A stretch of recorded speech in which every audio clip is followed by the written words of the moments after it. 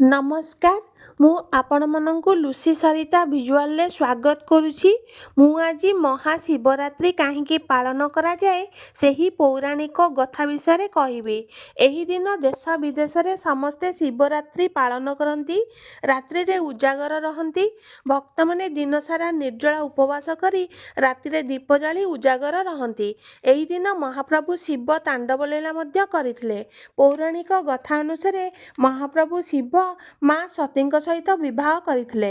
ସ୍କନ୍ଦ ପୁରାଣ, ଶିବ ପୁରାଣ ଓ ଲିଙ୍ଗ ପୁରାଣରେ ମହାଶିବରାତ୍ରିର କଥା ବର୍ଣ୍ଣନା କରାଯାଇଛି। ଦିନେ ଶିବଶଙ୍କର ଆଉ ମାତା ପାର୍ବତୀ କୈଳାସ ପର୍ବତ ଉପରେ ବସି ଗପସପ ହେଉଥିଲା ବେଳେ ମା ପାର୍ବତୀ ମହାପ୍ରଭୁ ଶିବଶଙ୍କରଙ୍କୁ ପଚାରିଲେ, ପ୍ରଭୁ, ଆପଣ ତ ସମସ୍ତ ଭକ୍ତମାନଙ୍କର ମନୋବାଞ୍ଛାକୁ କ୍ଷଣକରେ ପୂରଣ କରନ୍ତି। ତେଣୁ ମୋର ମନରେ ଏକ ଜିଜ୍ଞାସା ଅଛି, ଆପଣଙ୍କର କୃପା ପାଇବା ନିମନ୍ତେ କେଉଁ ବ୍ରତ ପାଳନ କଲେ ସବୁ ମନୋବାଞ୍ଛା ପୂରଣ ହେବ? ମହାଦେବ ଉତ୍ତର ଦେଲେ, ମୋର ଏକ ବ୍ରତ ଅଛି, ମହାଶିବରାତ୍ରି। ମୁଁ ଏକ ଗପ ଶୁଣାଉଛି, ତମେ ମୂଳରୁ ଶେଷ ପର୍ଯ୍ୟନ୍ତ ଶୁଣ। ଚିତ୍ରଭାନୁ ବୋଲି ଏକ ଶିକାରୀଟିଏ ଥିଲା। ସେ ସବୁଦିନ ଶିକାର କରି ତାର ପରିବାରର ଭରଣ ପୋଷଣ କରୁଥିଲା। ଦିନେ ଶିକାରୀ ଚିତ୍ରଭାନୁ ବୁଲି ବୁଲି କୌଣସିଠାରେ ତାକୁ ଶିକାର ମିଳିଲା ନାହିଁ। ସେତେବେଳକୁ ସନ୍ଧ୍ୟା ହୋଇଗଲାଣି, ହେଲେ ବି ସେ କୌଣସି ଶିକାର ପାଇଲା ନାହିଁ। ସେ ଗୋଟିଏ ପୋଖରୀ ପାଖରେ ଗଛ ଉପରେ ଚଢ଼ିଗଲା। ସେହି ଗଛଟି ଥିଲା ବେଲଗଛ। ସେହି ଗଛ ମୂଳରେ ଶିବଲିଙ୍ଗଟିଏ ଥିଲା। ଶୁଖିଲା ବେଲପତ୍ର ସବୁ ତା ଉପରେ ପଡ଼ି ପଡ଼ି ଶିବଲିଙ୍ଗଟି ଦେଖାଯାଉନଥିଲା। ସେତେବେଳକୁ ଶିକାରୀ ଚିତ୍ରଭାନୁଙ୍କୁ ଭୋକ ଲାଗିଲାଣି। ସକାଳୁ କିଛି ଖାଇନାହାନ୍ତି। ଅଜାଣତରେ ଶିକାରୀ ଚିତ୍ରଭାନୁ ବେଲଗଛରୁ ପତ୍ର ତୋଳି ଗୋଟେ ଗୋଟେ କରି ଶିବଲିଙ୍ଗ ଉପରେ ପକାଉଥାନ୍ତି। ସେତେବେଳକୁ ରାତ୍ରିର ଗୋଟେ ପ୍ରହର ବିତି ଯାଇଥିଲା। ଏହି ସମୟରେ ସେ ଗୋଟେ ହରିଣଟିଏ ପାଣି ପିଇବାକୁ ଆସିଲା। ହରିଣଟିକୁ ଦେଖି ଶିକାରୀ ଚିତ୍ରଭାନୁ ଧନୁରେ ଶର ଯୋଖି ମାରିବା ପାଇଁ ଲକ୍ଷ୍ୟ କରୁଛନ୍ତି। ହରିଣଟି କହିଲା, ଶିକାରୀ ଭାଇ, ମୋତେ ମାର ନାହିଁ। ମୁଁ ଗର୍ଭବତୀ ଅଛି। ମୁଁ ମୋ ଛୁଆମାନଙ୍କୁ ଜନ୍ମ ଦେଇ ସାରିଲା ପରେ ତମେ ମୋତେ ମାରିବ। ବହୁତ ନମ୍ର ଧୀର ଭାବରେ ଅନୁରୋଧ କରି କହିଲା। ଶିକାରୀ କାହିଁକି କେଜାଣି ଶିକାରୀ ଚିତ୍ରଭାନୁ ହରିଣ ଉପରେ ଦୟା ହେଲେ ସେହି ହରିଣଟିକୁ ଛାଡ଼ିଦେଲେ। ହରିଣଟି ଖୁସିରେ ଜଙ୍ଗଲ ଭିତରକୁ ପଳାଇଗଲା। ଶିକାରୀ ଚିତ୍ରଭାନୁ ସେମିତି ଗଛ ଉପରେ ବସିଥାନ୍ତି, ଶିକାରକୁ ଜଗି ରହି। ଅଜାଣତରେ ଗୋଟେ ଗୋଟେ ବେଲପତ୍ର ତୋଳି ଶିବଲିଙ୍ଗ ଉପରକୁ ପକାଉଥାନ୍ତି। ଆଉ ଗୋଟିଏ ହରିଣ ତାର ତୃଷା ମେଣ୍ଟାଇବା ପାଇଁ ତିନି ହରିଣଙ୍କୁ ସାଙ୍ଗରେ ଧରି ସେହି ପୋଖରୀ ନିକଟକୁ ଆସିଲା। ସେତେବେଳକୁ ରାତ୍ରିର ଦ୍ୱିତୀୟ ପ୍ରହର ହୋଇଥାଏ। ଶିକାରୀ ଚିତ୍ରଭାନୁ ଶିକାର କରିବା ପାଇଁ ଧନୁରେ ଶର ଯୋଖିଲେ। ଏତିକିବେଳେ ହରିଣଟି ଚିତ୍ରଭାନୁଙ୍କୁ ଦେଖିଦେଇଥିଲା। ବିଶ୍ୱାସ ଦେଇ ଅତି ବିନମ୍ର ଭାବରେ ଅନୁରୋଧ କରି କହିଲା, ଶିକାରୀ ଭାଇ, ତାକୁ ଆଉ ହରିଣ ଛୁଆମାନଙ୍କୁ ଛାଡ଼ିଦେବା ପାଇଁ। କିନ୍ତୁ ଶିକାରୀ ଚିତ୍ରଭାନୁ ହରିଣ ଆଉ ତାର ତିନି ଛୁଆଙ୍କୁ ଛାଡ଼ିବା ପାଇଁ କାହିଁ ରାଜି ହେଲାନି।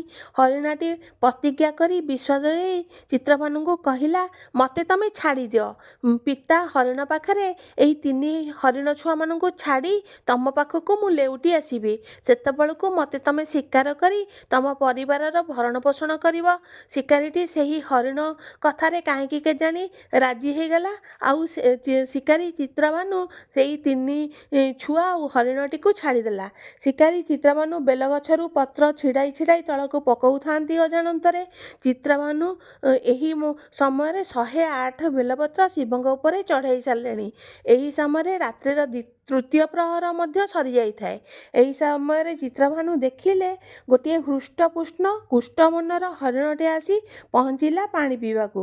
ଧନୁରେ ଶର ଯୋଖି ତୀର ମାରିବାକୁ ରେଡ଼ି ହେଲା ବେଳକୁ ହରିଣଟି କହିଲା, ଶିକାରୀ ଭାଇ, ମୁଁ ମୋର ସ୍ତ୍ରୀ ଆଉ ପିଲାମାନଙ୍କୁ ଖୋଜୁଛି। ତମେ ଯଦି ମୋର ହରିଣ ଆଉ ତିନି ଛୁଆମାନଙ୍କୁ ମାରିଦେଇଛ, ତାହେଲେ ତମେ ମୋତେ ବି ମଧ୍ୟ ମାରିଦିଅ। ଯଦି ତାଙ୍କୁ ବିଶ୍ୱାସ କରି ତାଙ୍କୁ ଛାଡ଼ି ଦେଇଛ, ତାହେଲେ ମୋତେ ବି ତମେ ବିଶ୍ୱାସ କରି ଛାଡ଼ିଦିଅ। ହରିଣର କଥା ଶୁଣି ପୂରା ରାତ୍ରିର କଥା ତାଙ୍କ ମନରେ ଖେଳିଗଲା। ଅଜାଣତରେ ହିଂସା ହୃଦୟ କରୁଣରେ ବଦଳିଗଲା। ଶିକାରୀ ଚିତ୍ରଭାନୁଙ୍କର ହୃଦୟ ମା ଭଗବତୀଙ୍କର ଶକ୍ତି ଜାଗୃତ ହୋଇଗଲା। ତା ହାତରୁ ଶିକାର ବାଣ ଖସିଗଲା। ତା ଆଖିରୁ ଦୁଇ ଟୋପା ଲୁହ ଗଡ଼ିଗଲା। ସେ କଠୋର ହୃଦୟରୁ ନିର୍ମଳ ହୃଦୟରେ ବଦଳିଗଲା। ସେ ହରିଣର ପରିବାରର ସ୍ନେହ ପ୍ରେମ ଦେଖି ସେ ପୂରାପୂରି ଭାବରେ ବଦଳିଗଲା। ପାର୍ବତୀ କହିଲେ, ପ୍ରଭୁ ଆପଣଙ୍କର ଲୀଳା ଅପାର। ଏସବୁ ଆପଣଙ୍କର ଦୟା ଆଉ ଭକ୍ତମାନଙ୍କ ପ୍ରତି ଆଶୀର୍ବାଦ ଥିଲା। ମାତା ପାର୍ବତୀ ପ୍ରଭୁଙ୍କର ସବୁ କଥା ବୁଝିପାରିଲେ। ଅଜାଣତରେ ଶିକାରୀ ଶିବରାତ୍ରିର ବ୍ରତ ପାଳନ ହୋଇଗଲା। ସିଏ ଶିବଙ୍କର ପୂଜା ଅର୍ଚ୍ଚନା କରି ମୋକ୍ଷ ପ୍ରାପ୍ତି ହୋଇଗଲା। ଏହି ଦିନ ହିନ୍ଦୁ ଧର୍ମରେ ମହାଶିବରାତ୍ରିକୁ ବଡ଼ ମହତ୍ତ୍ୱ ଦିଆଯାଇଛି। ଏହା ଫାଲ୍ଗୁନ ମାସ କୃଷ୍ଣପକ୍ଷ ଚତୁର୍ଦ୍ଦଶୀ ତିଥିରେ ମହାଶିବରାତ୍ରି ପଡ଼େ।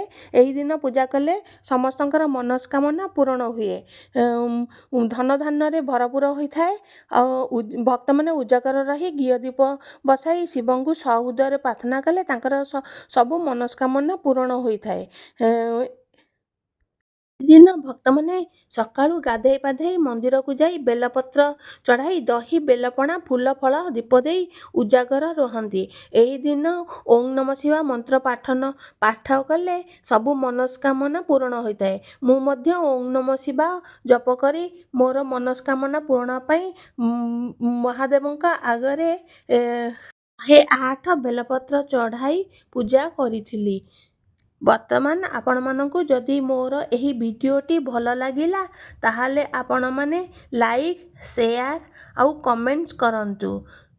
ଓଁ ନମଃ ଶିବାୟ, ଓଁ ନମଃ ଶିବାୟ, ଓଁ ନମଃ ଶିବାୟ। ହର ହର ମହାଦେବ, ହର ହର ମହାଦେବ। Thank you.